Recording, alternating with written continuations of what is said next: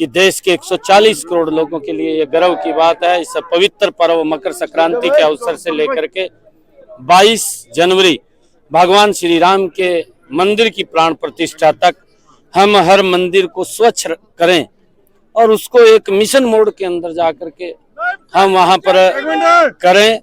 ये हमारे लिए बड़े गर्व की बात है कि 500 वर्षों के बाद भगवान श्री राम की प्राण प्रतिष्ठा हो रही है। ये पूरे देश के लिए एक गर्व का विषय है। हमारी संस्कृति, हमारी धरोहर, ये लोहड़ी का महापर्व है। यही हमारी संस्कृति है जिसके अंदर हम मिल करके आपस में सभी बैठ करके इससे प्रेम भाईचारा बढ़ता है और मिल करके हम मनाते हैं। इन महापर्वों की मैं बहुत बहुत बधाई और शुभकामनाएं। तो यहाँ पर काफी लोग यहाँ पर पहुंचे थीम पार्क में और 2 घंटे से यहाँ पर धनेश्वर के विधायक हैं, वो बड़े यहाँ पर नाचते नजर आ रहे हैं।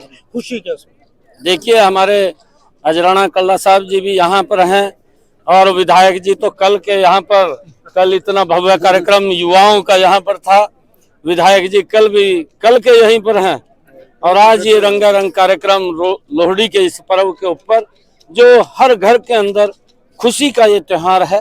ऐसा त्योहार है कि हमारा एक एक त्योहार, एक एक व्यक्ति, एक एक हमारी जो सांस्कृतिक धरोहर उसके साथ जुड़ा हुआ है, हमारे मौसम के साथ जुड़ा हुआ है। और मैं सभी को, देशवासियों को इस लोहड़ी महापर्व की पुनः बहुत बहुत बधाई और शुभकामनाएं देता हूं। जो नहीं राम का वो नहीं काम का, नारद घोष के सामने जो नहीं राम का वो नहीं काम का, जो राम के साथ सब जरूरी है भगवान।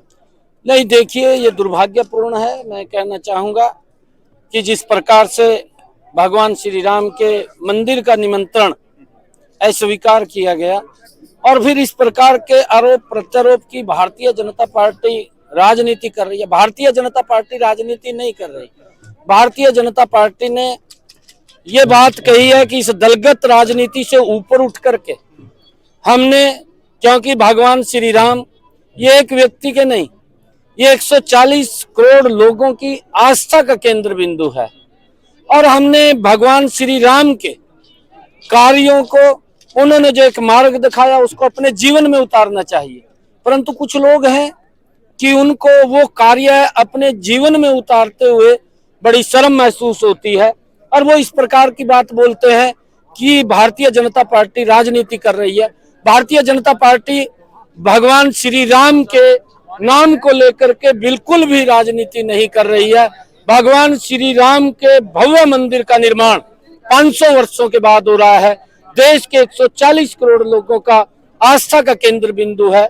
आदरणीय प्रधानमंत्री जी ने, नरेंद्र मोदी जी ने इस बात का आग्रह देश के 140 करोड़ लोगों को किया है कि हमें 14 तारीख को मकर संक्रांति के पवित्र दिन के अवसर से लेकर के भगवान श्री राम के प्राण प्रतिष्ठा तक 22 जनवरी तक हर मंदिर को हम स्वच्छ करें और एक मिशन मोड में करें।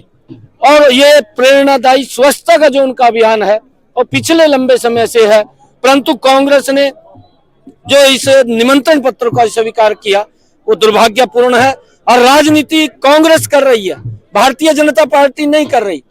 जब वो सत्ता के अंदर थे, हम सब पूरे देश के लोग जानते हैं, उन्होंने माननीय सर्वोच्च न्यायालय के अंदर एफिडेविट दे करके ये बात कही कि यहाँ पर राम सेतु नहीं था, रामायण काल्पनिक है। इस प्रकार की बातें ये कांग्रेस के लोगों ने की। वो राजनीति कर रहे हैं, हम राजनीति नहीं कर रहे। जब भगवान श्री राम के मंदिर का जो फैसला आना था, कांग्रेस के ही 56 विधायक थे चीफ जस्टिस ऑफ इंडिया के सामने, जो खड़े होकर के बोला कि ये फैसला मत दे देना। ये राजनीति अगर किसी ने की है, ये कांग्रेस पार्टी ने राजनीति की है।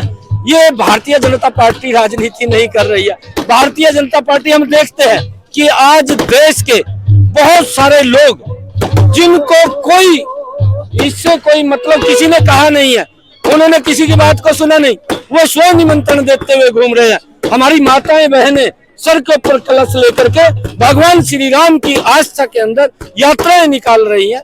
ये उनको कौन बोल रहा है? कोई नहीं बोल रहा है उनको। ये हमारा दायित्व है। आदरणीय प्रधानमंत्री जी ने कहा कि हमने स्वच्छता अभियान चलाना है, सभी मंदिरों को हमने वहां के लोगों को साथ लेकर के मंदिरों को स्वच्छ करना है, हमने गुरुद्वारों को स्वच्छ करना है, हमने मंदिरों को स्वच्छ करना है, ये हमारी ड्यूटी है और हम उसके अंदर आदरणीय प्रधानमंत्री जी ने जो कहा उस बात को लेकर के मजबूती से हम इसमें कार्यक्रम करेंगे। कार्यकर्ता भी करेंगे कि आम जनता के लिए बीजेपी भी करेगी मंदिरों में सफाई अभियान? पार्टी के कार्यकर्ता करेंगे और आम जन जो वहाँ फॉलोअर्स हैं उन सबको साथ लेकर के हम उसको आगे बढ़ाएंगे। बात करें, आम पार्टी के काफी नेता छोड़ चुके हैं। देखिए आम आदमी पार्टी का चेहरा जनता के सामने आ चुका है। जो लोग ये बात बोलते थे कि हम कट्टर ईमानदार हैं, वो ईमानदारी का चोला उनका उतर चुका है। हमारे हरियाणा की एक कहावत है और बोलते हैं कि हाथी के दांत खाने के और दिखाने के और, ये हमारे बुजुर्ग तंत निकाल करके कोई बात बोलते हैं, वो सेम कहावत वो आम आदमी पार्टी के ऊपर लागू होती है। और वो जो बात बोलते हैं वो तो साइड में है, वो लोगों के लिए है, परंतु जब अंदर की बात आती है वहां पूरा भ्रष्टाचार है, कांग्रेस से भी ज्यादा भ्रष्टाचार है और आम आदमी कांग्रेस से भी ज्यादा दलदल में धंस चुकी है। और उसका परिणाम ये है कि जब एक भ्रष्टाचारी खड़ा होता है दूसरा भ्रष्टाचारी दौड़ करके हाथ मिलाता है और आम आदमी और कांग्रेस और ये घमंडिया गठबंधन जो है ये सारे भ्रष्टाचार की दलदल में फंसे हुए हैं। देश देख रहा है, देश के सामने है 2024 के